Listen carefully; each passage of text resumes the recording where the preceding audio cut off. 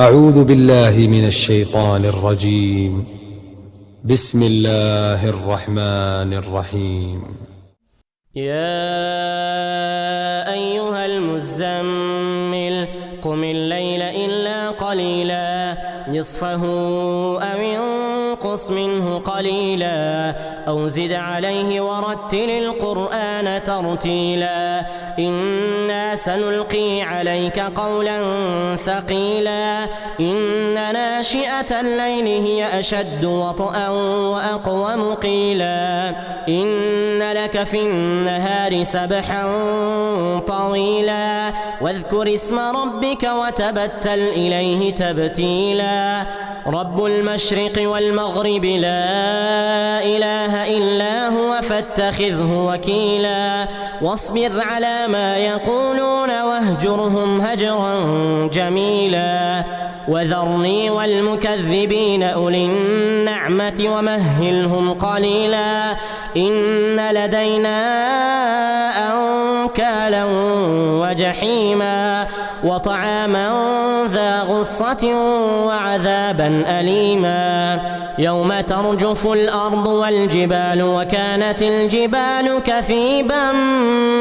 مهيلا إنا أرسلنا إليكم رسولا شاهدا عليكم كما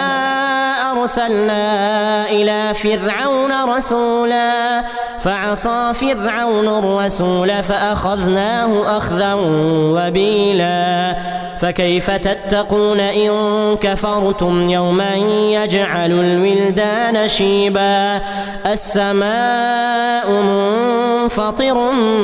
به كان وعده مفعولا إن هذه تذكرة فمن شاء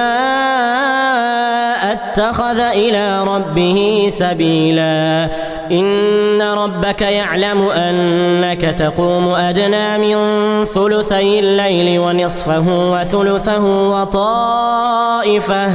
وطائفة من الذين معك والله يقدر الليل والنهار علم أن لن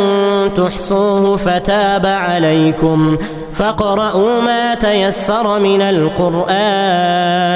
علم أن سيكون منكم مرضى وآخرون يضربون في الأرض يبتغون من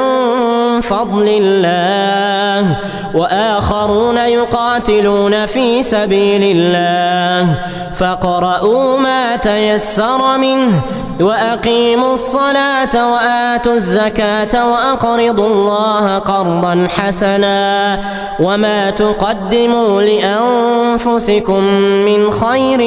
تجدوه عند الله هو خيرا وأعظم أجرا واستغفروا الله إن الله غفور رحيم.